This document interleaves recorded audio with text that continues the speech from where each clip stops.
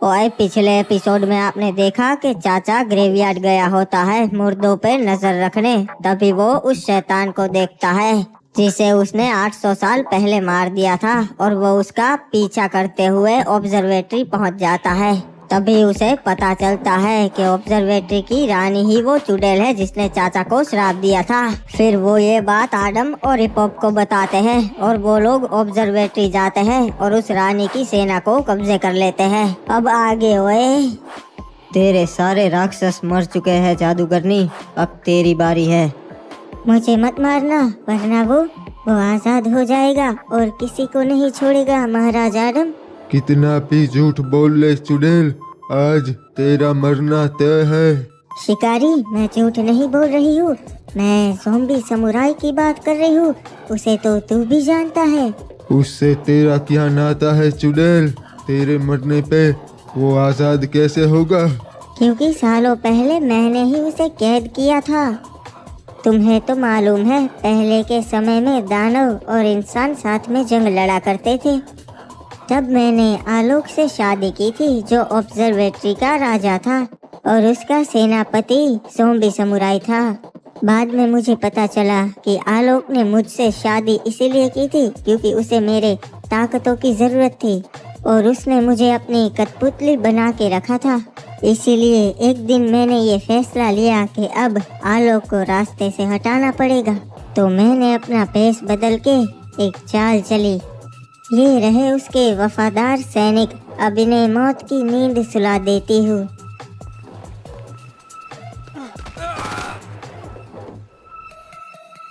अबे ये क्या? ये मेरे सैनिकों को क्या हो गया? इन्हें किसने मार दिया?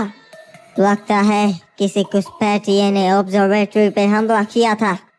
अरे महाराज, ये क्या हो गया? इन सबको किसने मारा? पता नहीं, मैं अभी अभी आया और देखा तो इनकी लाशें पड़ी हुई थी। महाराज, मैंने ज़ॉम्बी समुराई को देखा था, वो अभी अभी यहीं से गुजरा। Zombie samurai? पर वो ऐसा क्यों करेगा? वो तो मेरा सेनापति है, उसने मेरे लिए बहुत जंगें लड़ी है। बुरा मत मानिएगा महाराज, पर मुझे ज़ॉम्बी समुराई की नीयत पे पहले से शक था। वो आपको ही मारने आया होगा क्योंकि अब उसे ऑब्जर्वेटरी का महाराज बनना होगा, पर आप मौजूद नहीं थे इसलिए सैनिकों को मार दिया। सही कहा तुमने, वो दूसरी चाल चले, इससे पहले मैं उसे खत्म करवा दूंगा। सैनिकों, तैयार हो जाओ, अभी हमें एक गद्दार को खत्म करना है। वो और कोई नहीं, हमारा ज़ॉम्बी समुराई है, सेनापति। उसने मुझे मारने की कोशिश की, वो अब गद्दार हो चुका है। वैसे भी वो है तो एक दानव, अब हम उस पे भरोसा नहीं कर सकते। तो जाओ ग्रेवयार्ड पे जहाँ पे वो रहता है, उसकी पूरी सेना को मार दो और उस ज़ॉम्बी समुराई का सर काट के यहाँ मेरे पास ले आओ।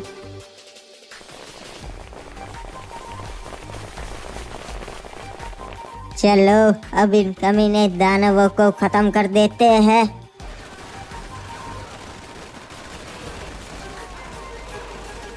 आए बड़े, हमारे महाराज को मारने वाले गद्दार कहीं के। ये क्या? किसकी इतनी हिम्मत जिसने मेरे ग्रेवयार्ड पे हमला किया? ये तो हमारे ही सैनिक है। ये क्या कर रहे हो तुम? हमारे ही आदमियों को क्यों मार रहे हो? अब तू हमारा सेनापति नहीं है, तू अब गद्दार है। साले मतलबी इंसान, तुम पे कभी भरोसा ही नहीं करना चाहिए था।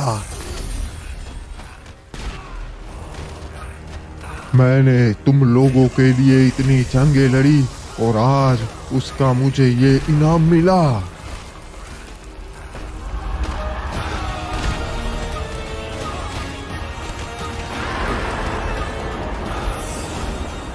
बहुत गलत किया, मेरी पूरी सेना मार दी।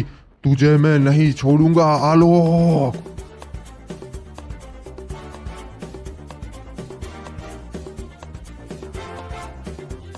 अरे ज़ॉम्बी समुराई, तुम्हारे साथ तो बहुत गलत हुआ। पता नहीं उसने ऐसा मेरे साथ क्यों किया, मैं तो उसका सेनापति था। वो ऐसा ही करता है, उसने तुम्हारा इस्तेमाल किया। सही कहा, मैं ही बेवकूफ था जो मैंने उस इंसान का साथ दिया। पर अब तुम्हें तुम्हारा बदला ले लेना चाहिए। पर कैसे लूं? मेरे पास मेरी सेना नहीं, रात को आके सबको मार दिया। मैं हूँ ना, मैं तुम्हारी मदद करूँगी। मैं तुम्हारे सारे सैनिकों को वापस जिंदा कर दूंगी और तुम्हें भी बहुत ताकतवर बना दूंगी। पर आप मेरे लिए ऐसा क्यों करेंगी? क्योंकि तुम हम में से एक हो और आलोक एक इंसान। वो एक राजा होने के काबिल नहीं है, उसे अब मरना होगा।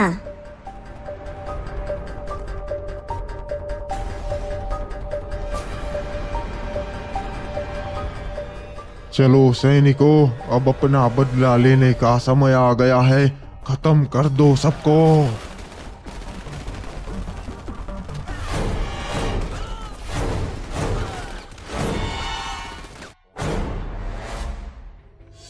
तुझे क्या लगा था आलोक, इंसान कही के तू मुझे मरवा देगा, और वो भी इतनी आसानी से? नहीं, मुझे मत मारना। मैं तुझे फिर से सेनापति बना दूंगा। अब मैं तेरी चाल में फिर से नहीं फंसूंगा।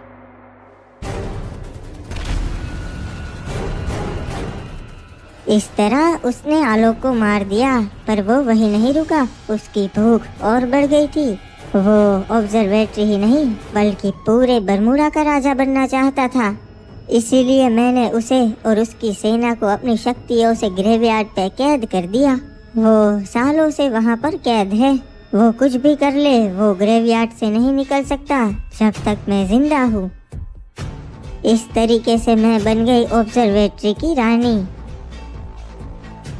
इसीलिए अगर महाराज आडम आपने मुझे मार दिया तो वो आज़ाद हो जाएगा और सारे इंसानों को मार के बरमूडा पे राज करेगा। अगर ये बात सच है तब तो ज़ॉम्बी समुदाय सब खत्म कर देगा। पर मुझे इस पे भरोसा नहीं है, इसीलिए हम इसे जिंदा नहीं छोड़ सकते। नहीं बेटा आडम, फिलहाल इसे मारना सही नहीं होगा। अरे ये क्या हो रहा है?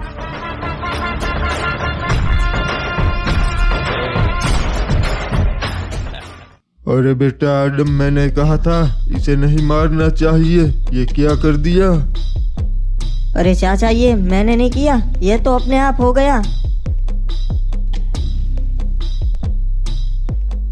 सालों से मुझे इसी पल का तो इंतजार था।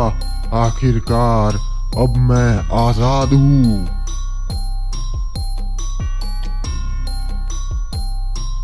चलो सब लोग, अब हम आजाद हैं।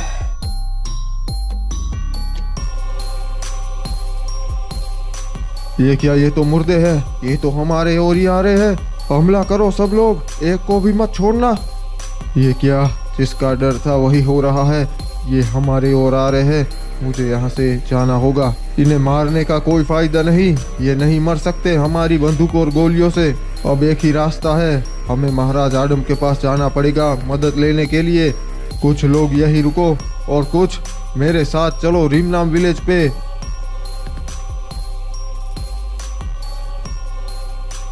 आडम, यहाँ पे क्या कर रहे हो तुम?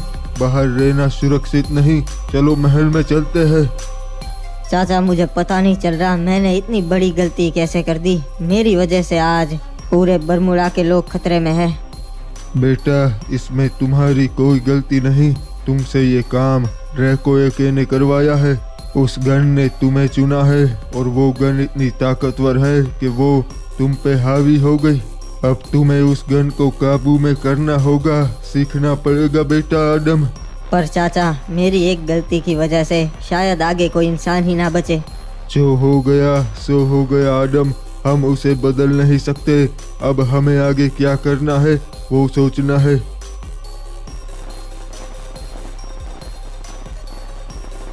मार दो सारे इंसानों को।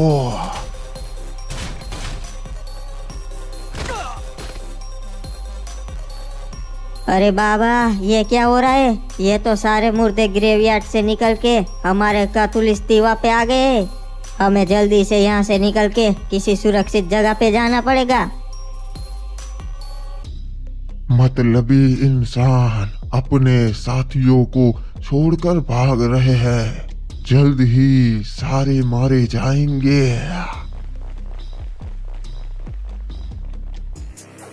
हमें जल्दी से अपने सरदार रेड क्रिमिनल के पास पहुंचना पड़ेगा।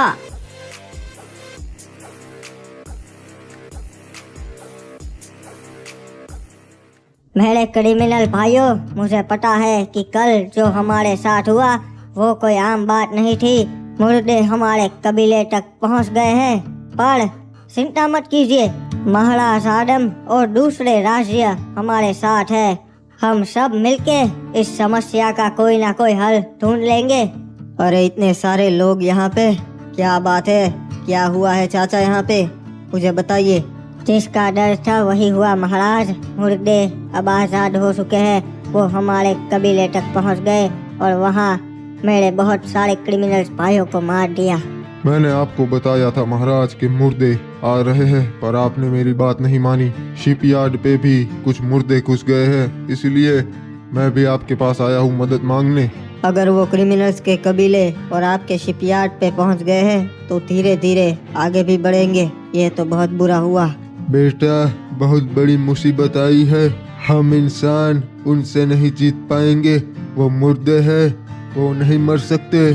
कुछ करना होगा इससे पहले कि देर हो जाए।